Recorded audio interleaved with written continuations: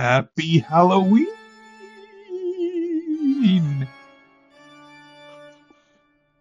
Hi, it's Chad, and this is Chadwick's Channel of Stuff. The very first Stuff of the Month uh, wrap up video that I'm planning on doing at least uh, 6 to 12 times a month. I don't know. There's 12 months in a year. Who knows? But this is the very first time I'm going to go through all of the stuff that I got up to this month. With emphasis, of course, hey man, it's Halloween, and this is like my favorite time of year. I'm a horror geek. What do you expect?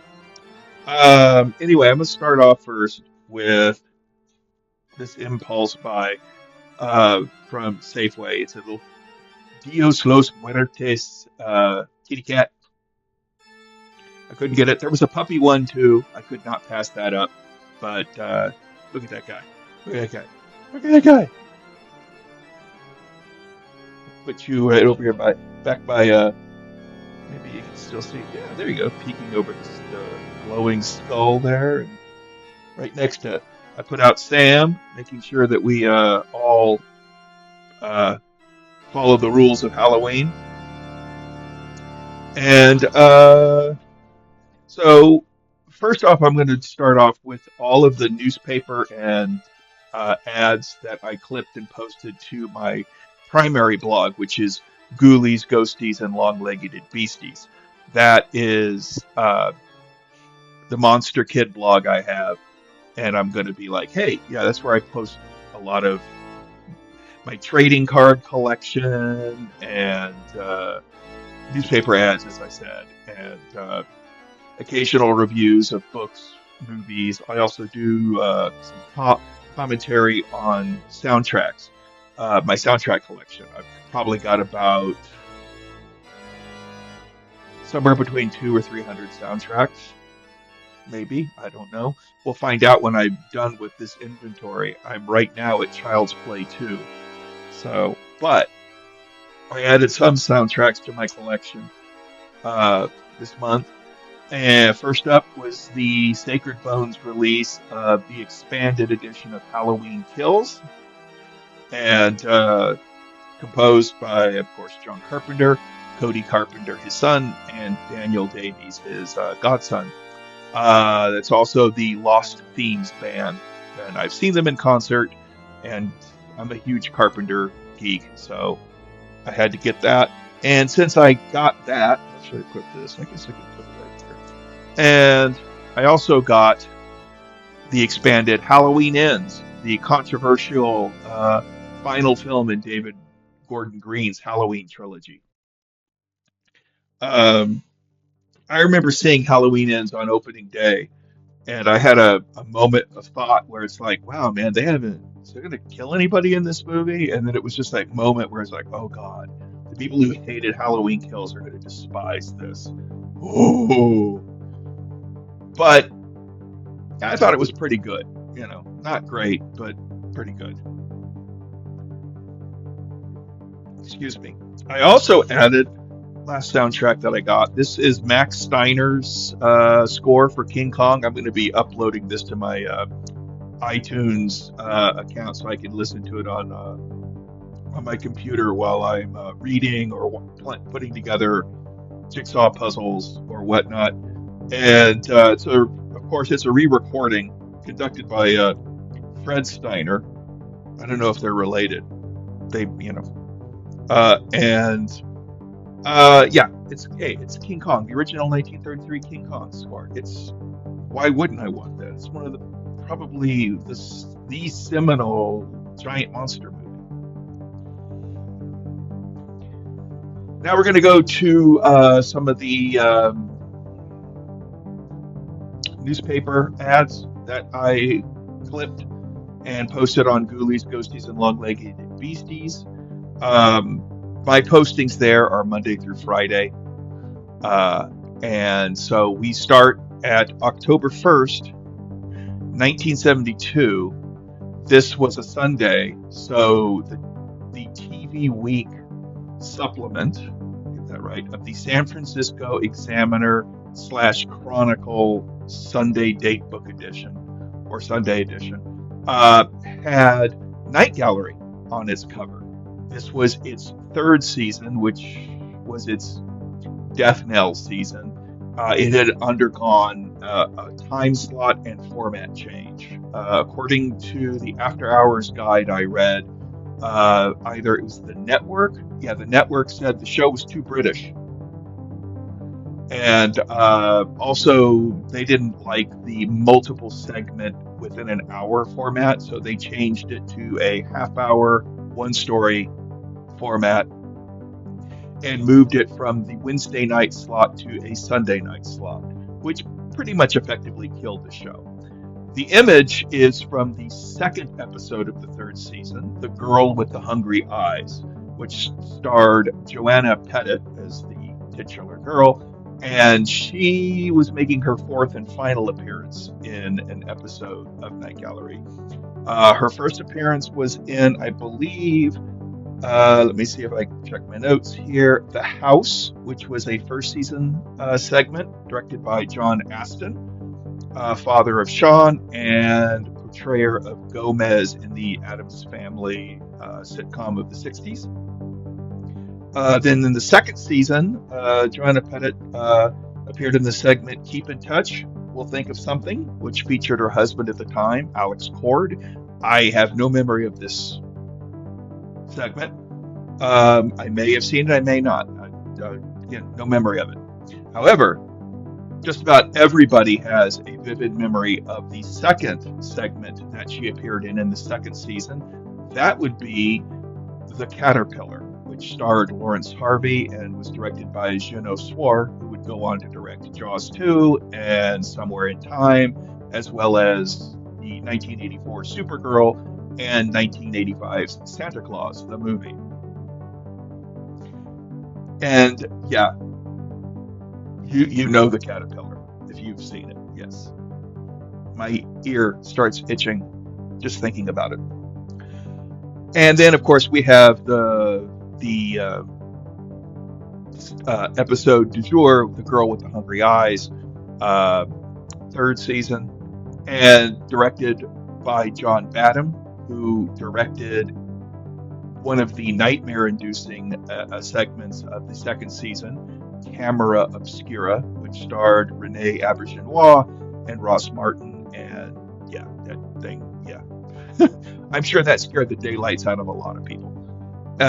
This episode, less so, but it was based off a short story by Fritz Leiber, which was first published in 1949. And it's an interesting kind of take on vampirism. Not, over the top, but it was interesting for what it is, and it's one of the better episodes of the third season, which didn't last very long. October 2nd, 1980, which was a Thursday, I believe, and because here we have Terror Train, which starts tomorrow. Terror Train was the third of 4 horror movies that would star or feature Jamie Lee Curtis that were released in the year of 1980. The first was John Carpenter's The Fog, which was released in February, late of that year.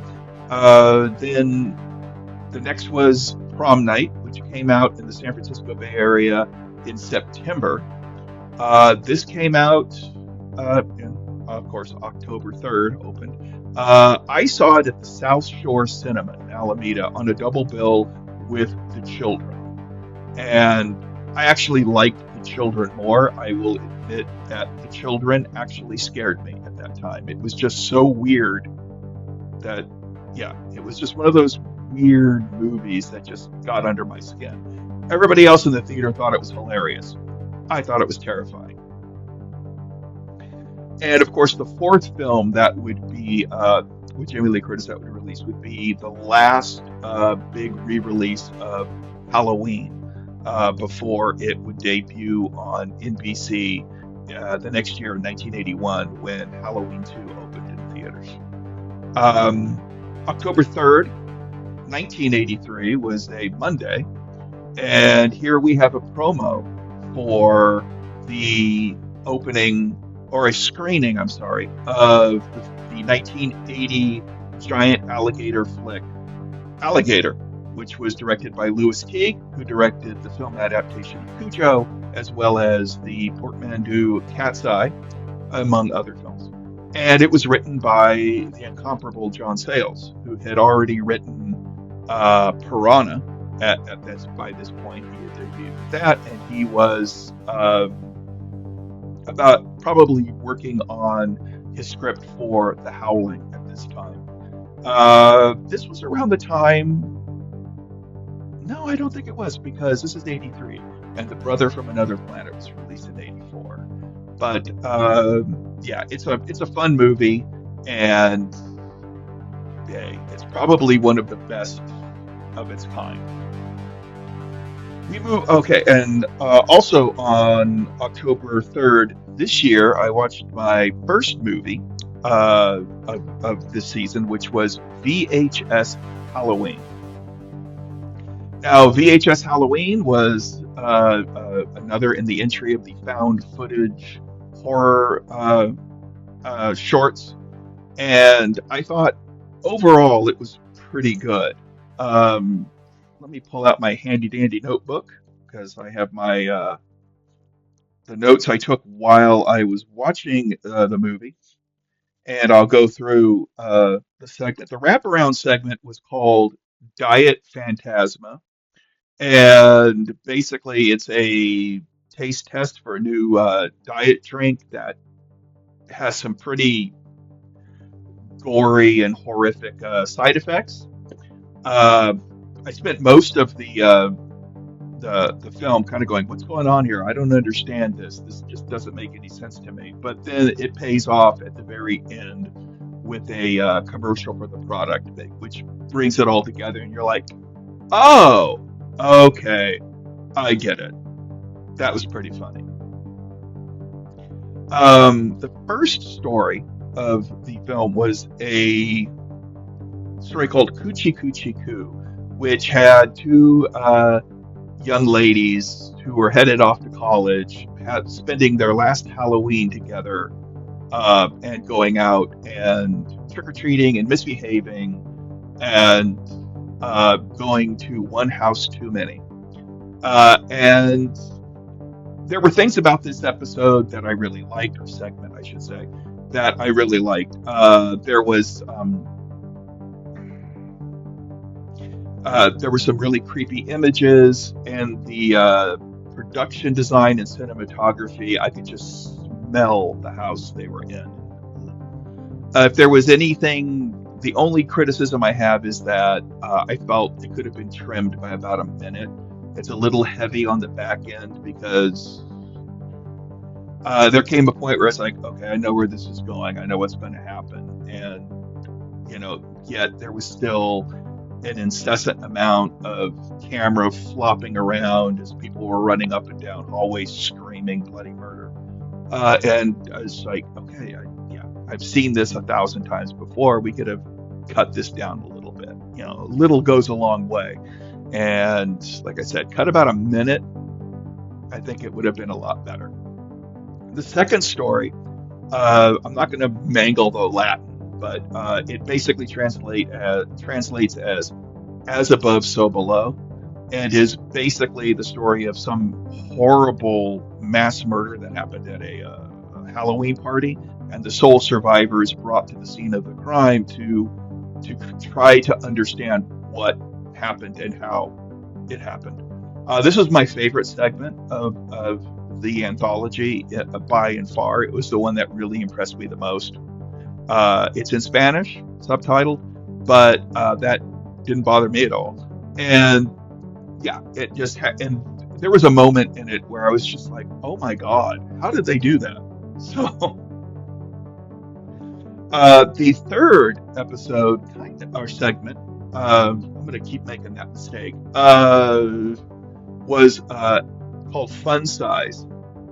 And the first half of it felt kind of repetitious with Coochie Coochie Coo because the it starts identically as that story with characters in a car. They're adults. They decide to go trick or treating for, the lols.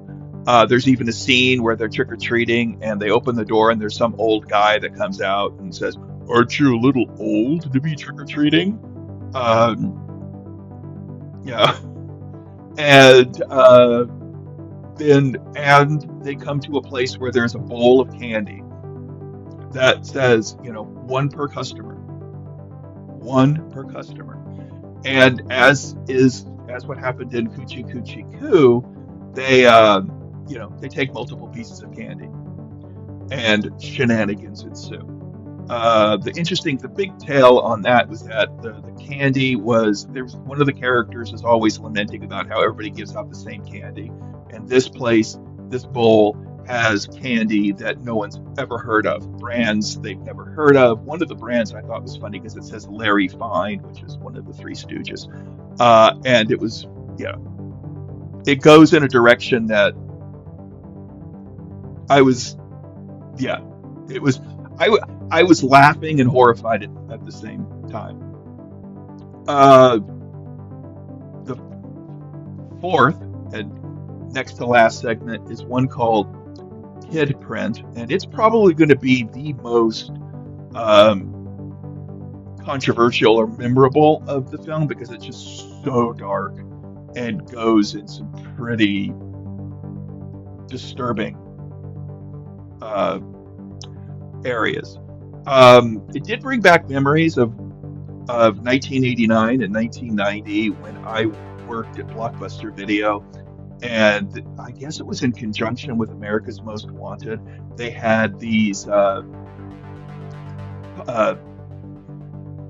they had like a place where you could go in and videotape your kid, talking and everything. So if your kid was abducted, you could give the police a videotape of your child, and yeah, it's the same kind of premise here. And this was one where it's like, I just don't think the found footage format served it all that well. This also, I felt, could have been a feature length third person narration movie, although in a pretty effective horror film. But as a segment, while it was really dark and nasty, I just don't think the found footage format served it all that well. The final story was Home Haunt, and that one was again, it swings back to like into fun size territory where it's really, really funny, and it's like a Tales from the Crypt episode. It reminded me of a documentary I saw that came out like a decade or more ago called The American Scream, and it was about amateur haunts, three guys in a neighborhood doing amateur haunted houses, and one guy was really into it, and this that was basically what this was. Guy's really into it. There's an opening portion of it that shows him with his son really enjoying it. Then you flash forward to like contemporary or the night of or the time of this particular tale. The kid's grown into a rather a teenager that just doesn't really enjoy all of this stuff and is doing so reluctantly. And the guy wants to recapture the glory days of when his kid was 9 and was really into it. Uh, and he finds a record that has like the haunted house sound effects that promise the unleashing of nightmares beyond uh, your ken. And of course, he steals it, and he decides to play it in his haunted house. And as with fun size, shenanigans ensue. It was dark. It was gory. The whole movie's really gory, and it was hilarious too. And it ended that coupled with the Diet Phantasma reveal ended the movie on a really kind of outrageous, over the top, blackly comic high note. And yeah, if you're into this kind of thing, I think you'll enjoy it. It's certainly one of the better VHS productions I've seen since it's made its home at Shudder, and yeah, I really enjoyed it. The next I saw another film on October 3rd. I went to the theater and I saw Good Boy. And Good Boy is a movie, kind of like a haunted house movie told from the perspective of a dog. Um, it is the polar opposite of VHS Halloween. It's very quiet. It's very subdued. It's very, it's not gory at all, really. I mean, there's a little blood, but not anything really nauseating. And it's a very affecting look at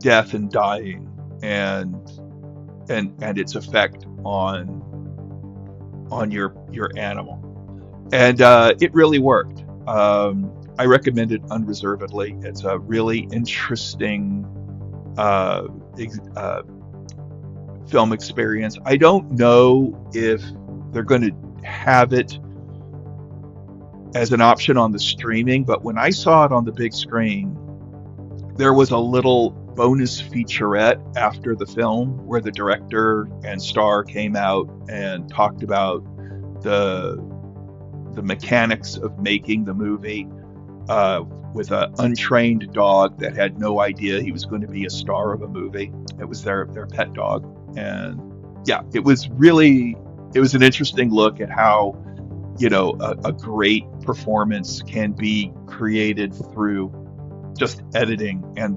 juxtaposition with the right image. So I recommend that. Now I'll move on. We'll go to October 7th. Actually, no, October 6th. Go back in time a bit. To 1988, October 6th, 1988, another Thursday, and Alien Nation with James Caan and Mandy Patinkin is about to open. I was really excited about this picture because, it was produced by Gail Ann Hurd and James Cameron, although I don't know if Cameron's name was on the credits. The ad is appearing on the screen right now, so we'll know. But I was interested in this because, it was from the producers of The Terminator, and while Graham Baker, the film's director, had directed The Final Conflict, which was the last Omen picture, and it really wasn't, and it's okay. But he had done in 1984 a really nifty little disaster horror thriller called Impulse, which was kind of sorta remake of The Crazies, where a town loses its impulse control and all chaos breaks loose. And it starred Tim Matheson and Meg Tilly. And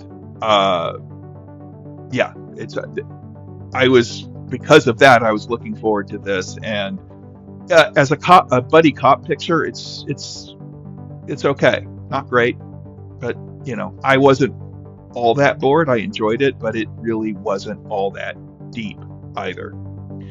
Um, October 7th, uh, 1982 saw a re-release of Frankenstein, Andy Warhol's Frankenstein, also known as Flesh for Frankenstein, from 1973. It was in 3D, and 3D was having a big resurgence, so they released it. And yeah, this takes some pretty grotesque liberties with the source material. Um, it's a very over the top and aggressive satire of Gothic tropes, and yeah, it's might be an acquired taste. I've seen it. It's pretty out there. And if you're in the right frame of mind, you might enjoy it. But yeah, it's a bit of a jolt. October 8th, which was a Sunday, the Tribune here has a tease or announcement for the opening of Halloween 5. The title, sorry, I just lost my screen. The title, the subtitle, The Revenge of Michael Myers, did not appear on the actual film. It was just Halloween 5. And I remember liking it okay when it came out, but you know, it's one of those films like Psycho 3 or Hellraiser 3 or that where they did all of this interesting stuff in the previous entry, and this movie retcons all of it and just undoes it. This was at a time when they were trying to do a Halloween film a year in a kind of a serialized format, but this movie really underperformed, and there wasn't another Halloween movie for I think another 6 years. And this was the last Halloween movie I saw on the big screen until the 2018 Legacy sequel reboot came out. October 9th, 2013, we have a ad for the upcoming release or the release of the remake of Carrie that star I had not seen this. I did see the teaser and I thought, oh wow, they're going to do the portion of the book they always cut for budgetary reasons or timing reasons, which is where Carrie walks home from the high school and basically demolishes the town while she's walking home. But it's my understanding they didn't do that. I haven't seen the movie. They basically said it was just the De Palma film done over, and I was like, okay, I haven't seen it. It's been 12 years. I have seen I did see a revival of the musical on the stage, and I enjoyed that. And if they had done the musical, I would have definitely have bought a ticket and been there opening night. Here we have on October 10th, 1984, you've got a haunted hotel here. The Candlelighters have opened their haunted hotel at the Fremont Hub, wherever that is. You can protect your children with fingerprinting. Again, there was this whole thing about this panic of I think probably the Adam Walsh case and the debut of America's Most Wanted really brought it up. But and on Sunday, October 21st, it looks like they're going to have Dracula's wedding, so he's getting married. That's cool.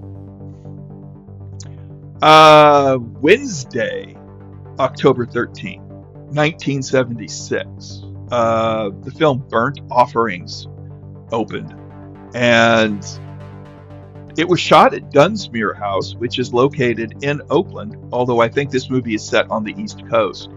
But, I have lived almost my entire life in the San Francisco Bay Area, and I've never been to Dunsmuir House. And I need to go to Dunsmuir House because they shot Burnt Offerings there. They shot Phantasm there. It was Morningside Mortuary, the exteriors at least. And I believe A View to a Kill. There was also an adult movie that was shot there called Little Girls Blue. That is Blue the color.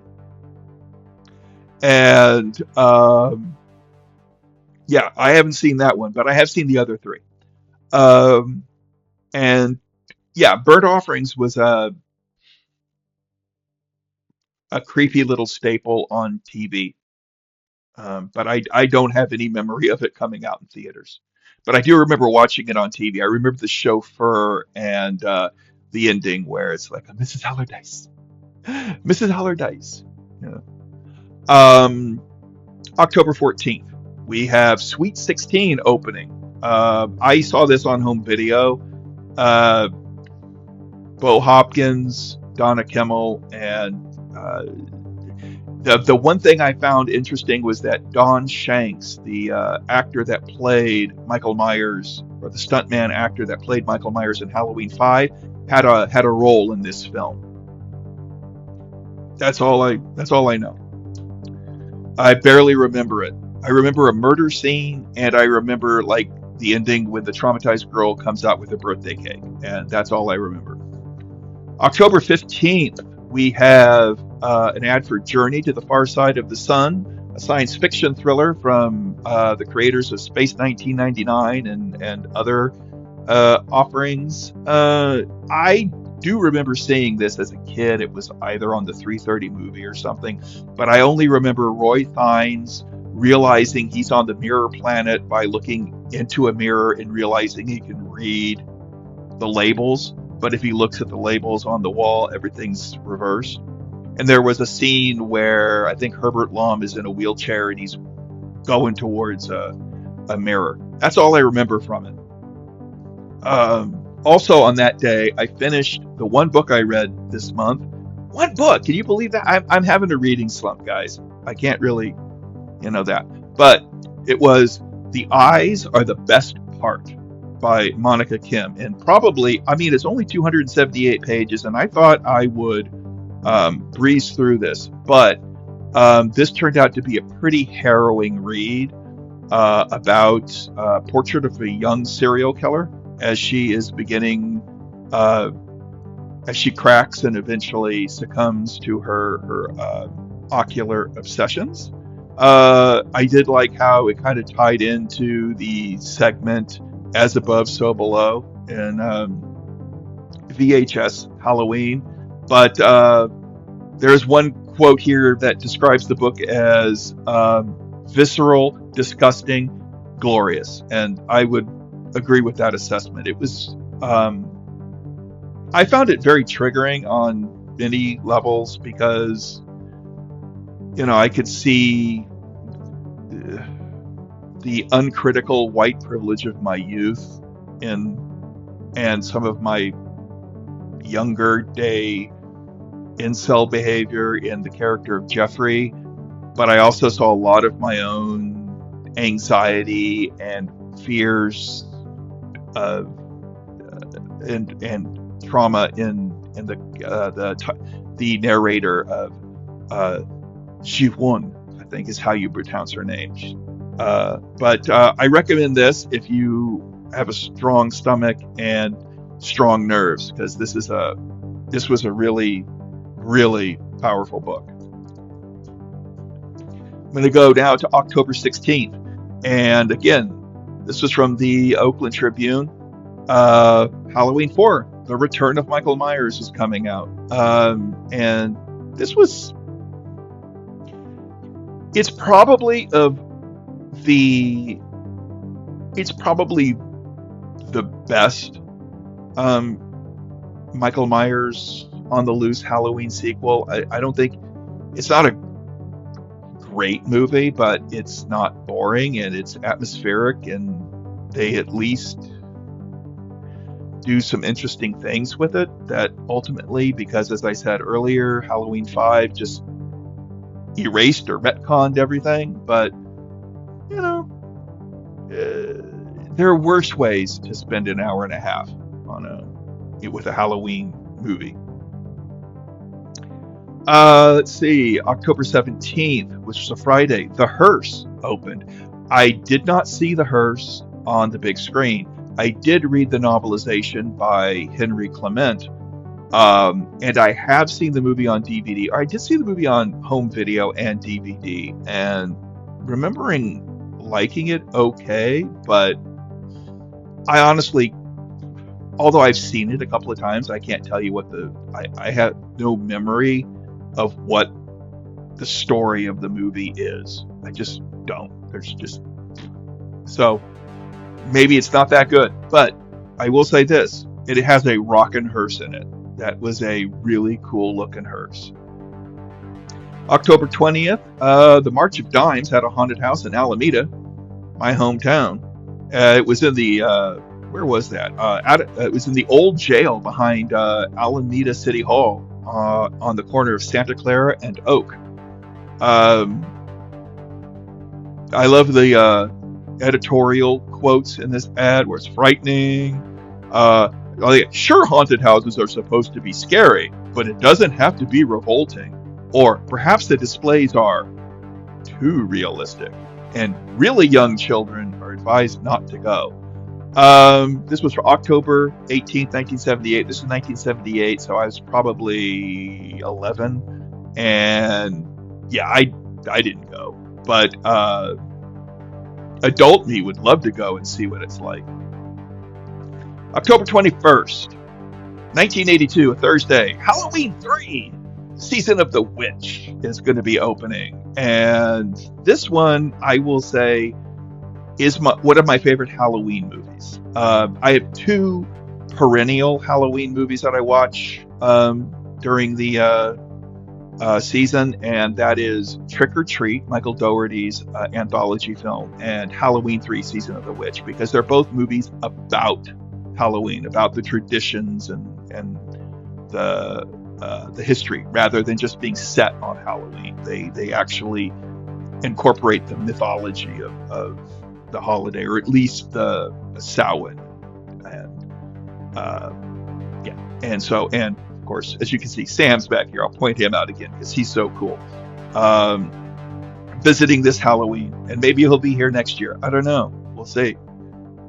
October 22nd. Here we have one from the Oakland Tribune. From 1981, a double bill opened, Final Exam and Graduation Day. Now, I was really obsessed with Halloween 2 at this time. I was a huge Carpenter fan. I was, because The Fog had come out, Escape from New York had come out. He's going to be doing The Thing, and now Halloween 2. Oh God, I was just stoked.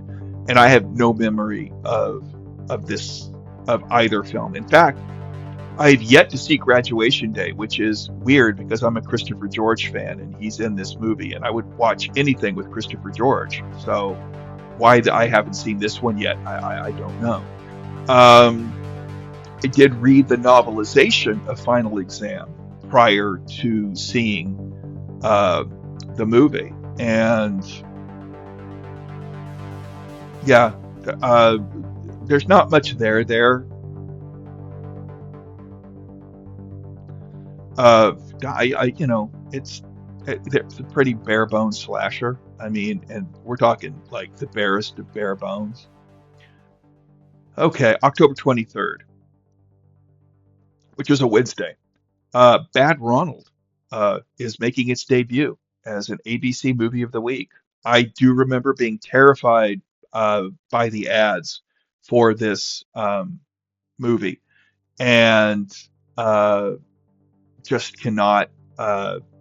Yeah, I've never read the source book, and I don't think I've ever actually seen Bad Ronald. I think I've seen scenes from it, but Fathom Press has reissued the Jack Vance novel, and it's supposed to be a lot rougher than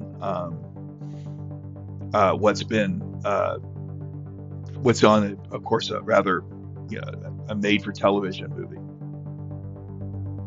October 24th, 1985, The Mutilator was playing in theaters, and I thought, because I saw the Mutilator at the Empire Cinema at West Portal in San Francisco, and I thought I had seen it on a double bill with Reanimator, but it turns out that it wasn't Reanimator. It was actually Silver Bullet that was it was paired with, and which I do know I sat through a second or perhaps even third time because especially after the Mutilator, I was like, yeah, let's watch the werewolf picture. Speaking of werewolf pictures, oh, you know what? Let me I forgot to pull this off the shelf. So let me get this. How's that for content? I've cracked open the Vinegar Syndrome set of Spanish horror films, and I watched these throughout the month. Curse of the Devil was a Paul Naschy film. It was his sixth or seventh Waldemar Daninsky film. That was his werewolf character. He made, I think, about 15 of them. There were no continuity between the pictures that I'm aware of, because if you ever seen him, yeah, he basically, the only continuity is that the character is named Waldemar Daninsky, and he becomes a werewolf and goes on a rampage. That's basically it. This is Werewolf in the Universal Monster, Lon Chaney, Larry Talbot mold, and the one thing I liked was learning that the GIF of Paul Naschy turning into a werewolf was taken from this movie. I'm like, ah!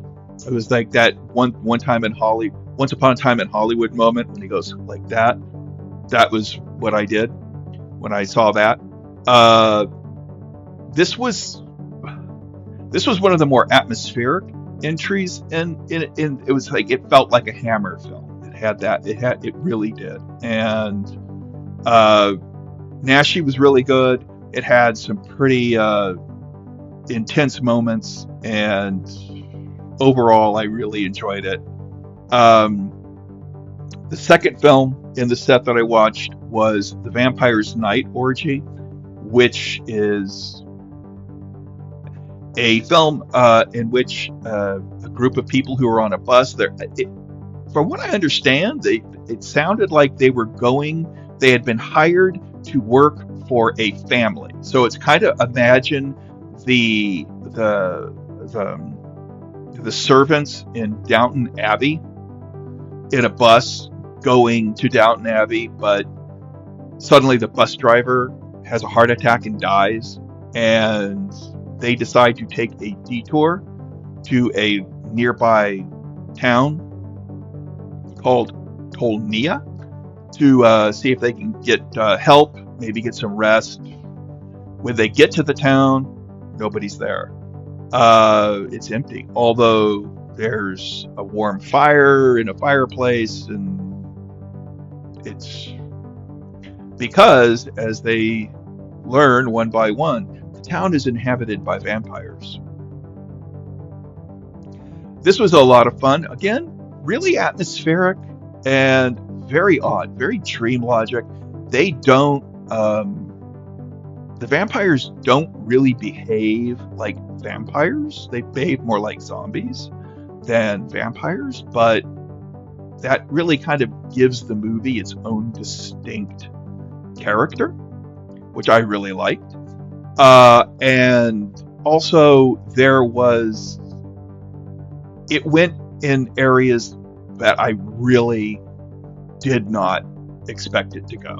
And there was a couple of moments where I was genuinely unnerved with how things played out. But it was and one of my notes that I wrote about it was that it felt like a Jean Rollin film.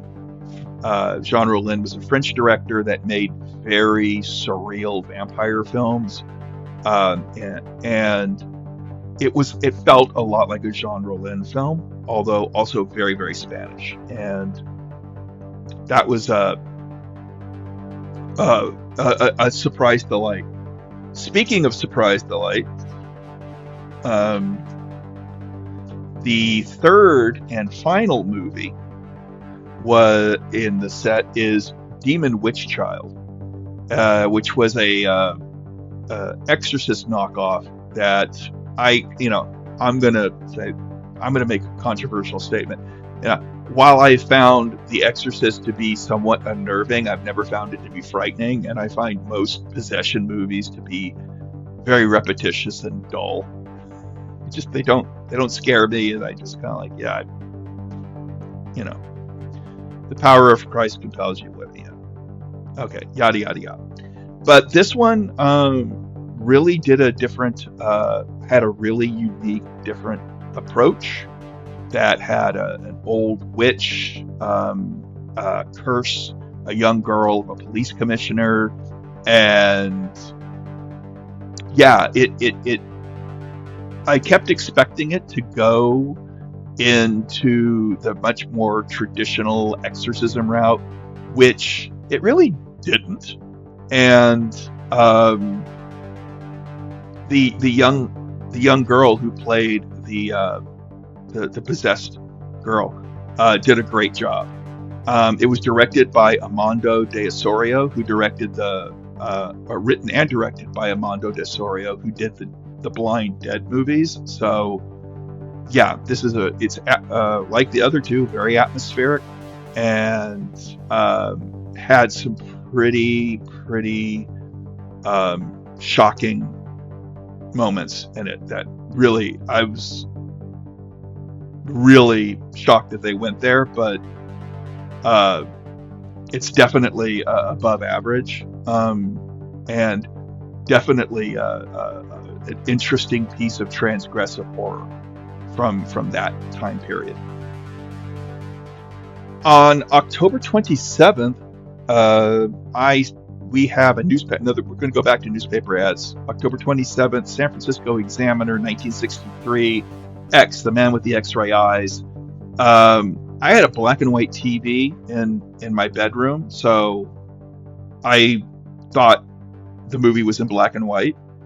Uh, but no, it's in color, and it's a really great little science fiction movie. Ray Russell worked on the script, and another screenwriter whose name is escaping me, but who went on to write French Connection 2 and other pictures, uh, also worked on it. And it's a solid little uh, movie, and featuring Don Rickles in a very good dramatic role that is every bit as good as his dramatic turn in the movie Casino. He's basically playing the same kind of guy.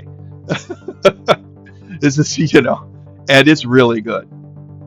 October 28, 1958.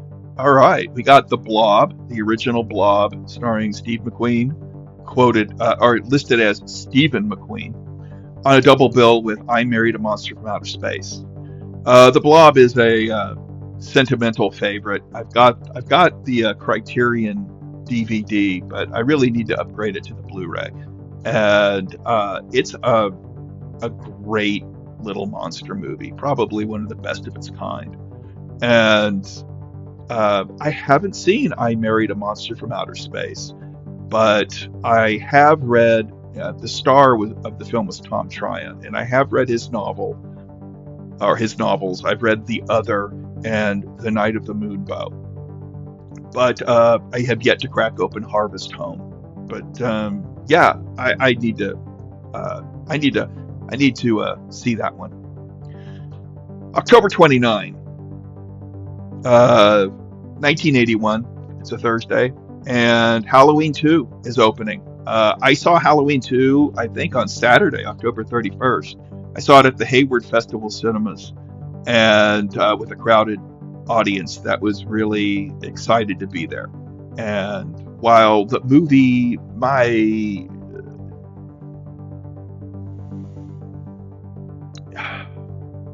know John Carpenter has dismissed it at times as being an abomination. I don't think it's that bad, but it's nowhere near as good as the first film, and it doesn't really,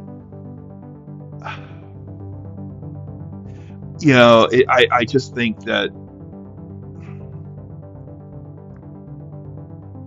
yeah, it has its moments. It works for what it is, but it's no, it doesn't. It it's just not as powerful as the first film, and yeah, it could have been a lot better. But want not to be. I actually prefer Halloween 3 over this one. October 30th, 1975, and Old Dracula looks like it's coming out. This is a retitling of a movie called Vampira from 1974, and of course to capitalize on the success of Young Frankenstein, and from 1974. And I do remember seeing this on the big screen and finding it to be an utter chore to sit through, painfully unfunny, and not the least bit, you know. I remember Dracula's bride turning into a black woman, and I remember David Niven being in blackface at one point. I think that's the only things I were really, and being really bored through the entire film. Yeah, I don't think I'll ever revisit this one. And from October 31st, 1946, the Fox West Coast Theaters had a series of midnight shows. The Warfield, which is now a music video, but the Warfield had House of Frankenstein with Boris Karloff. That was a fun movie. I actually prefer House of Dracula over House of Frankenstein, but yeah, you're not going to go wrong with this one. John Carradine is Dracula, and I'm blanking on the man's name who played the Hunchback, but he was also in Dracula versus Frankenstein. So yeah, sorry, I blanked on that. But it was a fun little movie. It really does feel like two episodes of a television series that were edited together to make a feature-length movie, because like the first half features Dracula, but the story goes nowhere. It ends abruptly, and then it's a Frankenstein story. Yeah, it's weird. The various plots are integrated better in House of Dracula. At the St. Francis, you had Vampire's Ghost, which is a real low budget Republic Pictures movie. Basically a jungle picture, but with a vampire. And it had Leigh Brackett had worked on the script, so the story is really solid. And the actor that played the vampire was John Abbott, who a lot of people may recognize from the Star Trek original series episode, The Conscience of the King. He played the guilt-ridden mass murderer very effectively. More blood on my hands. And then there's another. The State had Voodoo Man, which with Bela Lugosi, where Bela Lugosi, I think, is trying to like transfer the life essence of young ladies into his wife's body to bring her back to life. And John Carradine, I think, is the cop on the case. And those were the newspaper ads. The only other thing I think I have to share for this month is the puzzle I put together, which was Witch's Brew.